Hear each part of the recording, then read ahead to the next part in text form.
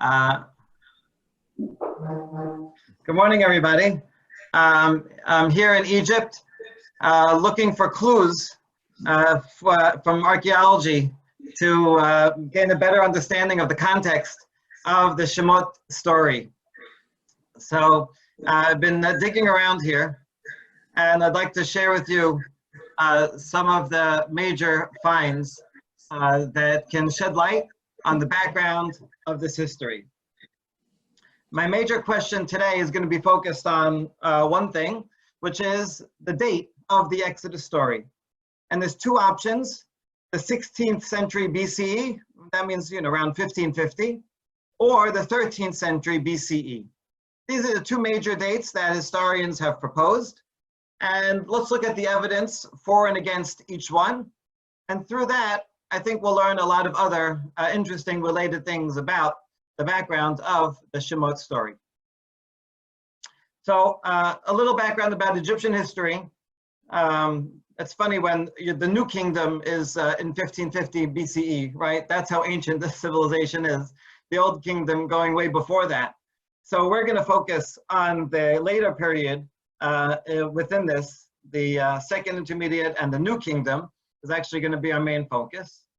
And we're interested in this picture here. This is a drawing in a tomb, beautifully preserved, a painting.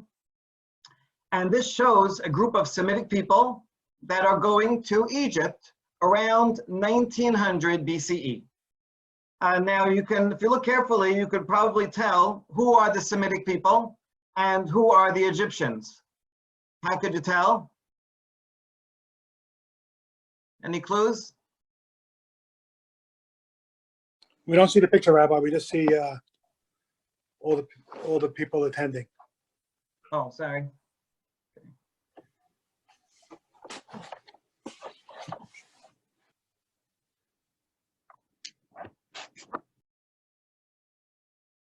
Okay, there we go.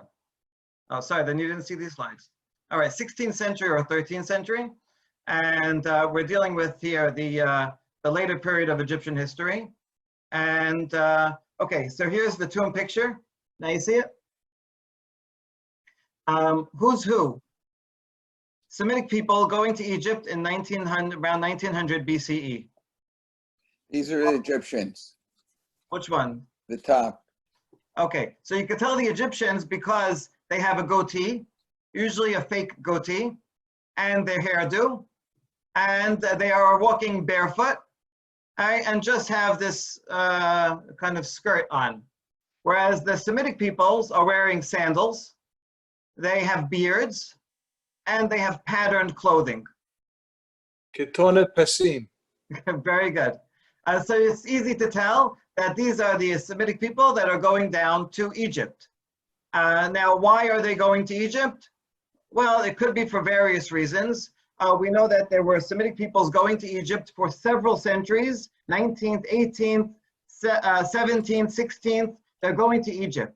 Part of the reason is likely because there were many famines in the land, in the Middle East, and anytime there's a famine, just like Abraham does, just like Yaakov and his family do, when there's a famine in the land, Abraham's not the only one to think of this bright idea of going to Egypt.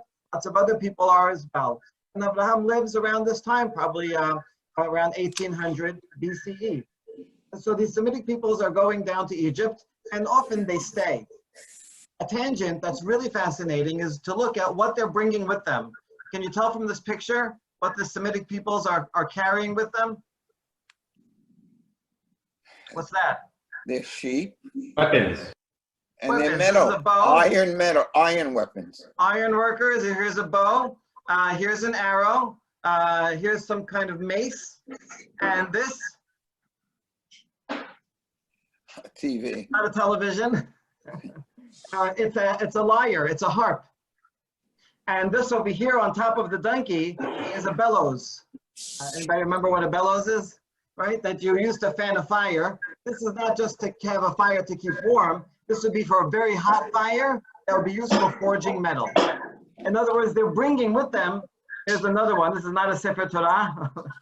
This is another bellows. So they're bringing with them their technology. These Semitic people have developed technology to make a very hot fire, to forge metal into instruments of war and musical instruments. And obviously they don't have that in Egypt, otherwise they wouldn't have to bring it with them.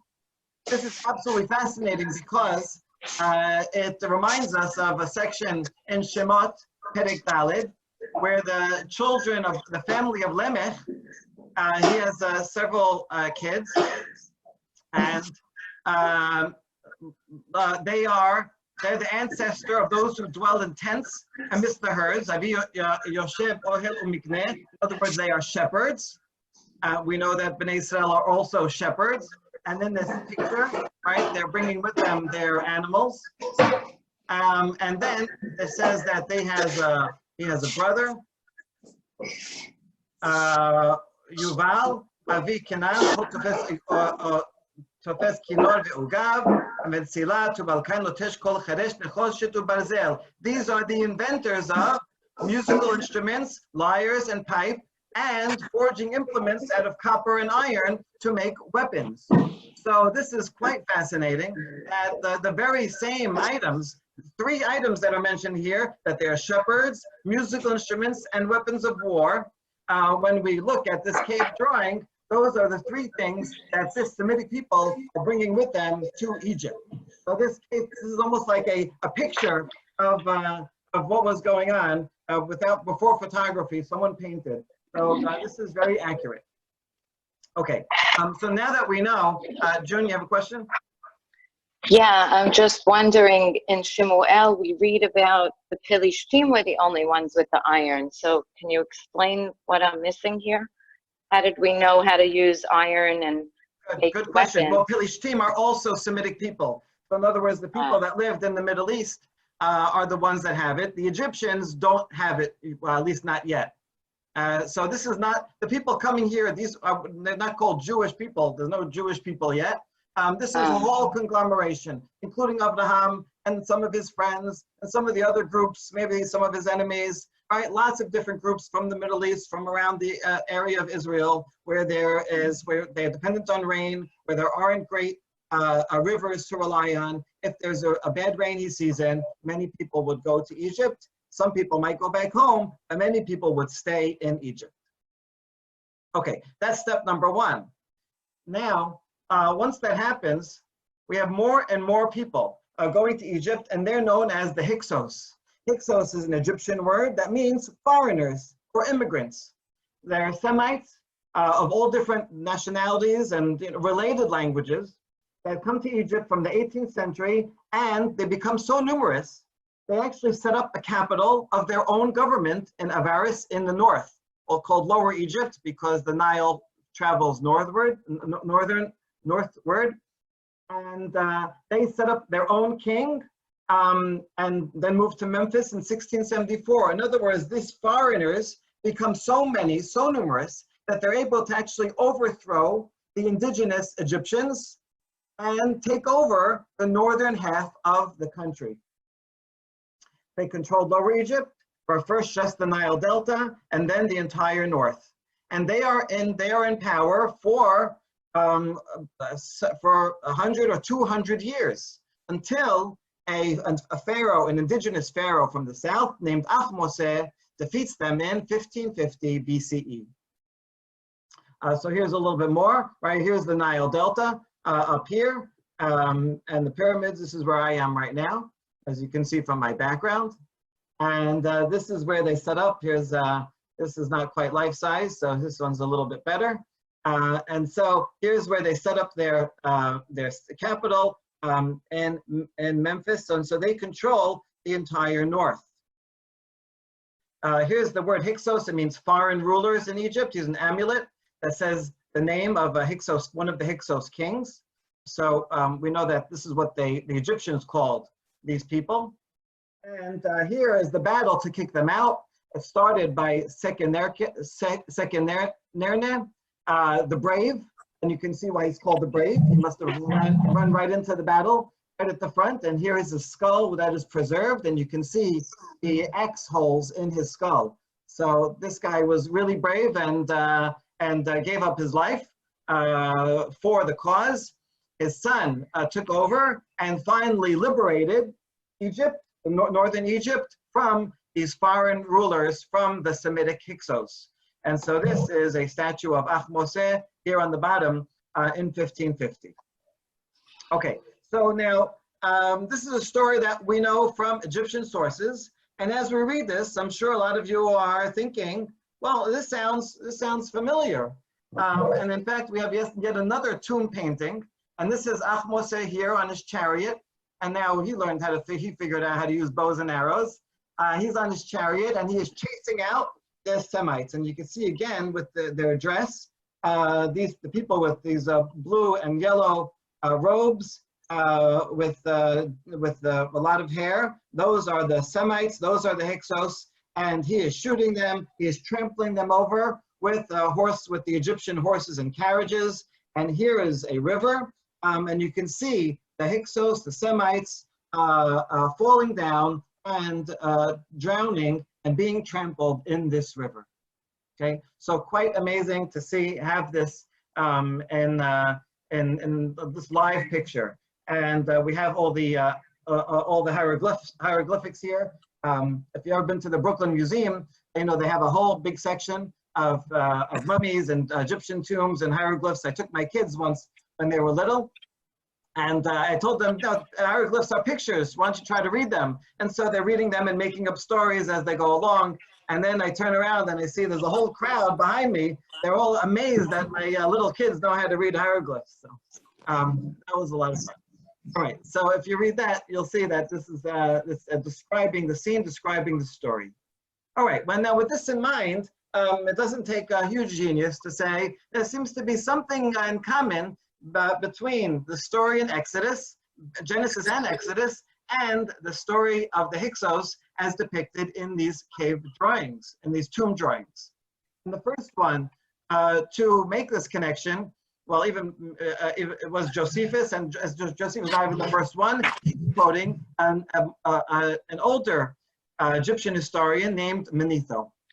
So here's what Josephus writes. This is in his book Contra Apion. Apion was a very vicious and famous anti-Semite, and Josephus, defending the Jews, wrote this book against him. And so he's talking about the history of the Jewish people, and he's quoting this Manetho, this Egyptian history, writes concerning us, concerning the Jews, the following manner: I will set down his very words as if I were to bring the very man himself into a court for witness. Josephus is very important because he quotes often word for word many ancient sources that we don't have anymore. Okay, so now he's quoting, he says verbatim, Manetho's words, and he says, there came after a surprising manner men of ignoble birth out of the eastern parts, and had boldness enough to make an expedition into our country, and with ease subdued it by force, yet without our hazarding a battle with them. This whole nation was called the Hyksos. These people kept possession of Egypt 511 years. So this is being written from the perspective of an Egyptian, this Manetho, and is calling the Hyksos ignoble birth. These foreigners, they come into our country, even without a fight, they're just so numerous, and they take over, and he says that they were in charge for 511 years. This number is exaggerated. We know it was only a couple of hundred years. After this, he says that the king of Thebes and other parts of Egypt made an insurrection against the Hyksos shepherds, and that there a terrible and long war was made between them. Manetho says further that under a king whose name was, you can try to pronounce this name, the Hyksos shepherds were subdued by him and were indeed driven out of other parts of Egypt. There went away with their whole families and effects, not fewer number than 240,000 of these Hyksos Semites. They left. They took their journey from Egypt. They built a city in that country, which is now called Judea, and that large enough to contain this great number of men, and they called it Jerusalem. Well, this is very interesting, okay? This is Manetho's account, as evident from a number of years by him set down, belonging to this interval, if they be summed up together, that these shepherds, as they are called, who were no other than our forefathers, who were delivered out of Egypt and came thence and inhabited this country. So Josephus, taking his evidence from Manetho, thinks that the Hyksos are the Israelites, and therefore the Hyksos coming in and taking over and then the story of the Egyptian pharaohs from the south coming in and kicking them out, he says this matches the story of Sefer Shemot. Okay, so this is theory number one, and this happened, we know, in 1550, and therefore this would date the Exodus story to around 1550 in the 16th century. All right, now anything, this all makes sense? Any problems with this theory? Yeah, it seems like the other way around. Like here, the Hyksos were being kicked out by the Egyptians, and not, you know, the Hyksos were in the water. Wasn't it? It was the other way around. No. Okay, good. Okay, very good, excellent. So there's a number of, one problem is that according to this, the Hyksos were not slaves, but rather they were the kings of the north. And they weren't trying to escape out of slavery, but rather they were pushed, chased out, kicked out by the Egyptians, right? And there is part of the Shemot story where when the plagues get so bad, the Egyptians do chase them out, right? But that's only for one small moment. Really, it's the Israelite people there that want to escape. So that doesn't fit precisely. Maybe made me mention Vayekom Melech Hadash. Okay, keep that in mind because that's going to become very important. Another problem with Josephus is that he says that they went and Judea and conquered a city called it Jerusalem. Well, we know that Jerusalem was not conquered for many hundreds of years later in the time of David. And so, right, the timeline here of Josephus does not quite fit exactly. Also, the origin story is quite different from what we know. A mixed multitude of different Semites came, a large number. That's not what we're taught. Okay, good. So that's not what we're taught. However, it can fit in. Remember, the Torah is only telling us a story about our forefathers, our ancestors. All right, but while Abraham was going down, while Yaakov was going down, they weren't the only one, right? There were many other people that were going with them. So Torah only tells us about this family, but from other sources, we can learn that lots of other people were going as well. So what I'd like to do is I'd like to accept part of what Josephus says, which is the first half, and say that the Bnei Israel, the children of Yaakov who went down, were going down with a large multitude of lots of other people who were the Hyksos. And they were already going down from centuries before, and many of them staying. When Abraham went down, Abraham went back to Israel. Lots of other people came and stayed. And if we keep this in mind as the beginning of the background, well, then we have a lot to gain. Because it means that, you know, remember when Yosef goes down, Yosef is brought out of jail and he marries an Egyptian princess and is made second in command.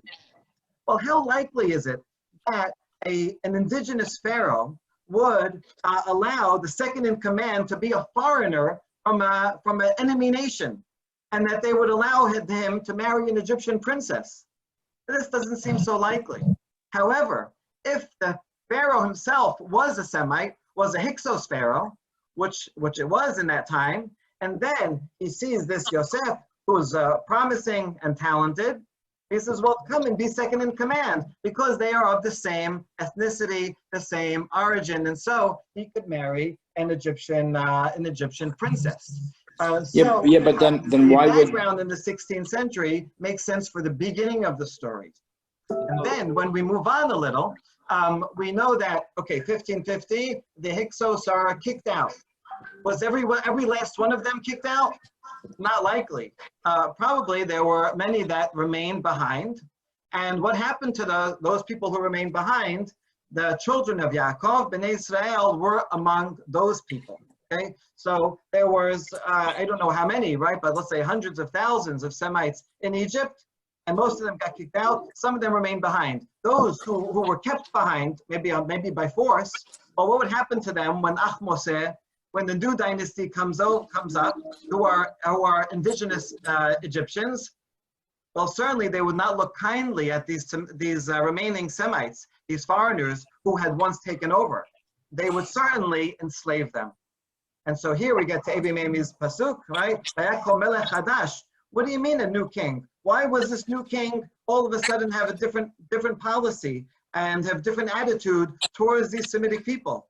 Semitic people that went there, they settled in the Delta region, and they were shepherds, and they were okay before that. Why the sudden change of heart? Well, now we understand why, right? Because the original Pharaoh was a Semite himself and was kind to them, and now the new Pharaoh, the new dynasty, was Egyptian and hated these foreigners and enslaved them. So now this puts this whole story into much better context, okay? So we can leave the Hyksos that they left in 1550, but Bnei Israel, and I don't know who else, we don't have all the details, might have been there as well, and they became the slaves.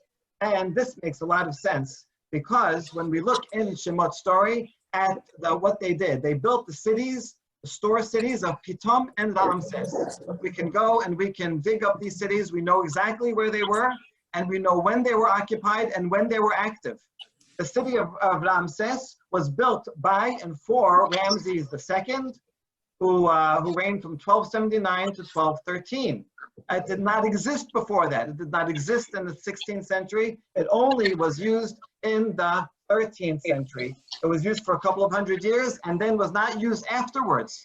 And Rabbi. so, since the Shemot story tells us that they built Ramses, we know that they were slaves during the period of Ramses. And Ramses II is the pharaoh of the Shemot story. Could that be anachronistic, the names of Pitom and Ramses, meaning like the narrator is calling them Pitom and Ramses, but it could have been named something else previous to that. But at the time of the writing, he called it as it was known at the time of the writing. Right, but these cities did not exist at all before that. Ramses built this city for himself. Right, so it could not have been before. They could not have been working in these cities beforehand.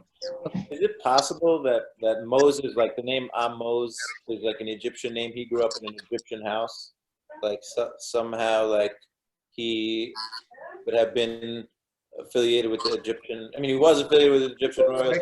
Maybe. Right, that's a great point. Fantastic. Well, Moshe's name is very interesting. The word Moshe in Egyptian means son, S-O-N. So like Ramses is actually Ra Moshe, son of the Egyptian god Ra.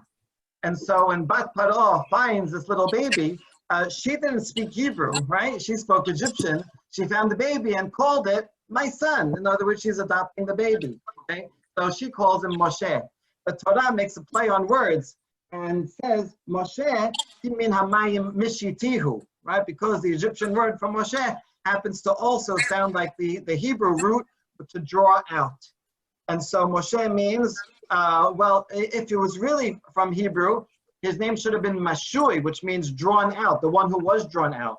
Moshe is actually the active form of the verb, the one who draws out, which is actually a very good name for Moshe, because he is the one who will draw out the nation from the sea. Right? So he is actually the water drawer. And so I don't know if Paro knew all of the implications of her name, but it is in fact a very good name and has double meaning in both Egyptian and in Hebrew. Okay, good. Very good point. Okay, so now that we know this, right? So we have the pharaoh before Seti. Ramses is the evil pharaoh, and this makes sense with Pitom and Ramses. Louis asked a question, are not the Semites from Mesopotamia? Semites are also from Mesopotamia and from Israel. I mean, the Semites really is a language grouping, Semitic languages, including Ugaritic and Akkadian and Hebrew and Aramaic. These are all Semitic people. Rabbi Hilary. Yes. Just to understand, Vayakom Melech Hadash. Okay, you got frozen.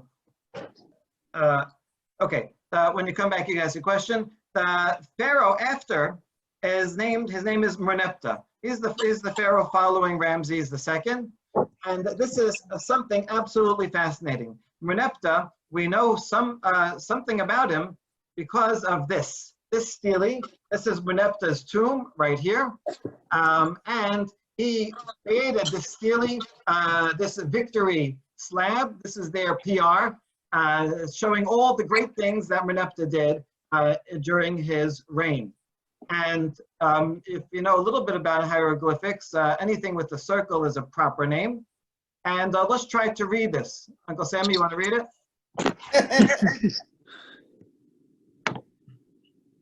I can't hear you. Go ahead. I said I'm going to let A.B. Mamie do it because he's more fluent at it than I am.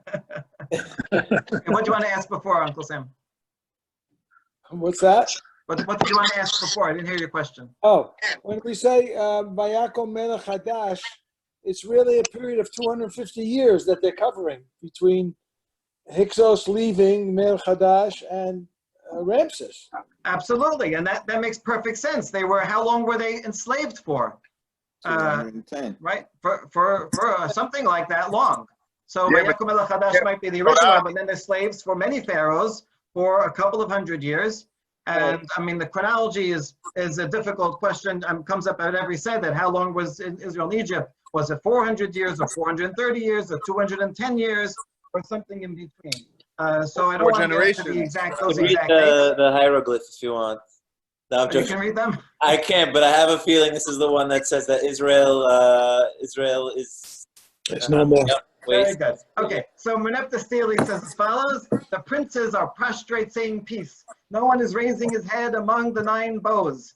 Now that Libya has come to ruin Hatti is what we know as Chittim, at the land of the Chittim. That's what they called the land of Israel. Is pacified. Canaan has been plundered into every sort of woe. Ashkelon has been overcome. Gezer captured. Yanoam is made non-existent. Israel is laid waste and his seed is not. Hudu has become a widow because of Egypt. All right, what is going on here? Well, at the time, Israel, right, the land of Canaan, was actually conquered by Egypt. Israel was a colony of Egypt, which kind of leads to something a little paradoxical, that the Israelite people escaped Egypt and traveled in the desert only to go into Israel, which was itself a colony of the Egyptian kingdom. And so they probably were paying taxes and answering to some Egyptian local governors there.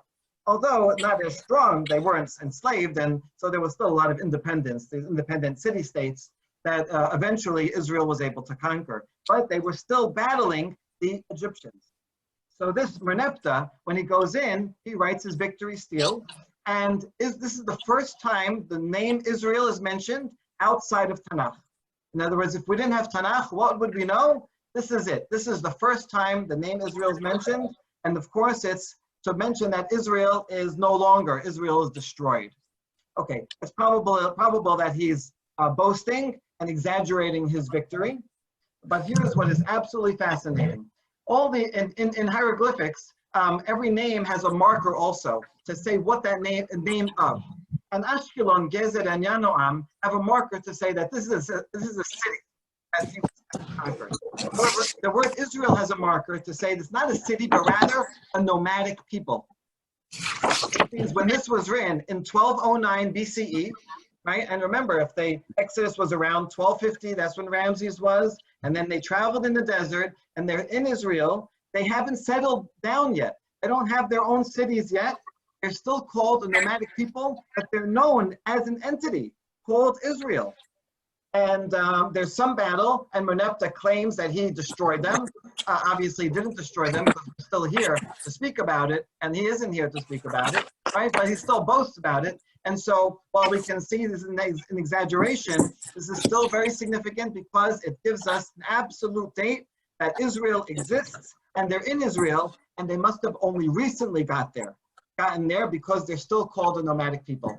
So this clearly places the Exodus in around 1250 and the entrance into the land of Canaan in the early 1200s. Perhaps a little bit before 40 years. 1209 because they already had to be there. Okay. Wasn't there also a nomadic people called the Apirus or the Habirus? Yeah, that's a different story. Yeah. Not going to get into that today. Okay, so to sum up historical context of the biblical story. So this puts the migration of Yaakov's family to Egypt within context of a larger movement of Semites moving to Egypt. So even though we rejected the Israelite Hyksos hypothesis, and we don't think it's 16th century, it was still very good to go through that And historians going, before 100 years ago, they all agreed with Josephus and thought it was 16th century. So although that's the rejected, it's still good background because it means the entrance of the Israelites, of the patriarchs to Egypt was along with a big movement. And they came and they took over. This explains how Yosef could rise to power, marry an Egyptian noblewoman. He was a Semite just as they were. And it explains some fascinating Pesukim in the beginning of Shemot, when it says Paro was paranoid because these people, these foreigners, are going to increase. Right? Paro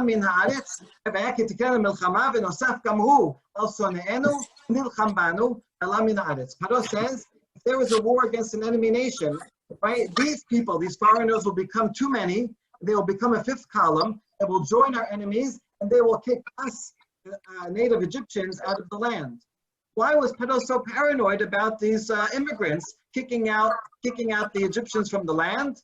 Well, he had good reason to be paranoid, because he knew his Egyptian history, and he knows that back in the 16th, 17th, 16th century, that's exactly what happened. These Semitic people came up and were too numerous, and they did become their enemies and kick them out of the land. That's why Paro was worried about this, and that's why he makes these decrees to rid them and to kill the Jewish babies.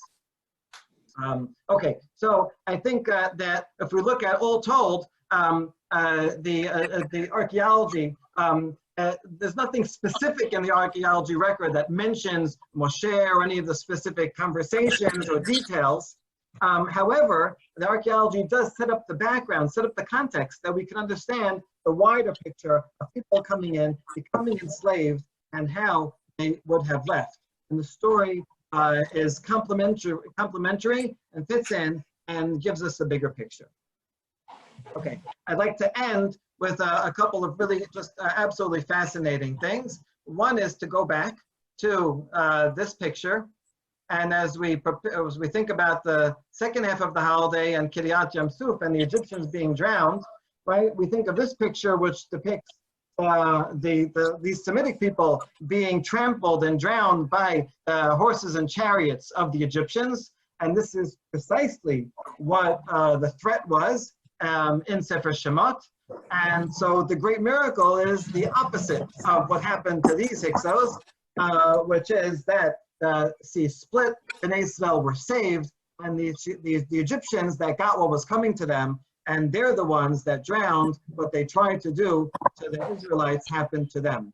Right? So this picture is a great reminder of what could have happened and the terrible destruction that we were saved from. And furthermore, if we look at this this picture, this shows the basic belief of the Egyptians in the afterlife. They had the Book of the Dead, which is a guidebook showing, well, not everybody would go, but only those who were very good and perfect in their ways. And how did they decide who goes to heaven and who goes to everlasting curse? Well, they take the person's heart. That was part of the mummification process, taking out the person's heart, put it in a jar, and they would weigh it against a feather. That's why God made his heart heavy of Paro. Is that what you're getting at? Thank you, Doris. Very good, right? The more evil, the more sins a person makes, the heavier his heart gets. But when a person is pure of heart and righteous, then his heart is light. And so his heart has to be lighter than a feather in order for them to go to everlasting heaven. Nice. And so when it says kabed lev Paro, right, it doesn't only mean that he was stubborn. And also, any Egyptian or any Israel, anyone back then who knew a little bit about Egyptian belief would now understand Paro is making his heart heavy, he is sinning, and therefore he will be cursed with everlasting torture. Okay, and this is the last slide. We'll end with this. This is another depiction of Ramses II, the pharaoh of the evil pharaoh of the Exodus story. And what you can see here is, in his right hand, he's holding three rather short Semitic people. You can see from their beards, right? So these may be Israelites, slaves, and he's holding them by their hair of their head. And in the other hand, his left hand, he has a mace, and he's about to smash their skulls. And so, right, this would be a way for the Pharaoh to show his great might, his strength, his power over these subdued people. And what you see here is the phrase, Yad chazaka Chazaka. zroa netuya. Zroa netuya. Yad chazaka is his left hand that's going to crush their skulls, and Zroa netuya is his outstretched arm holding his enemies. Like a bow and arrow as well. And bow and arrow is also, right, is also the same posture.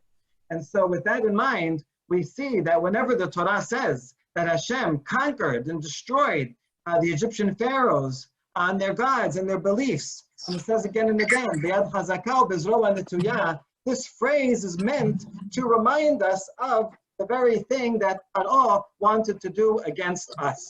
And so this phrase is used exclusively in contexts that are related to Egyptians. Now when it's talking about Amalek, it doesn't say this phrase, right? So Torah purposely wants us to think about, what they tried to do to us is what HaKadosh Baruch Hu did to them.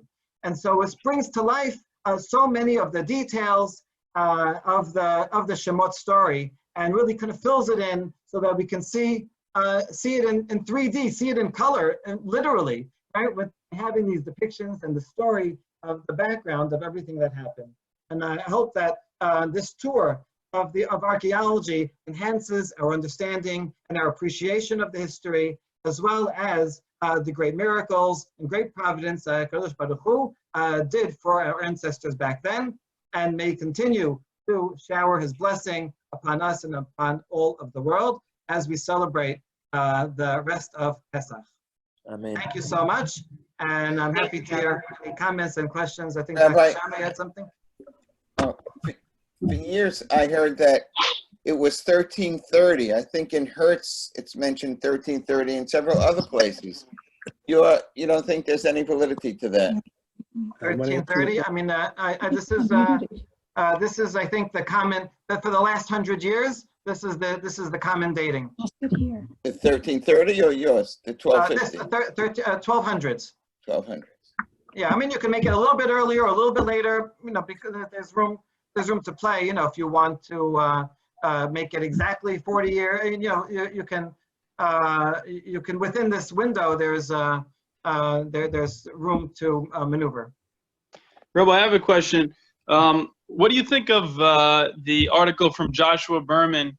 Was there an Exodus? Yeah, fantastic, and I used that article. Yeah. So he mentions one thing. I wanted to know what do you think about this specifically? That if you look at one of the steels or one of the archaeological findings in Egypt at the time, it mentioned Paro has an entire description of his battle encampment against the Hittim. Right. And if you draw that out yourself, you could see that it's almost identical to the Mishkan. Right. So do you think, and that along with many other different, commonalities between their culture and what the Torah mentions, do you think that that's a strong proof that, against the naysayers, look, there must be really some legitimate connection between whatever was going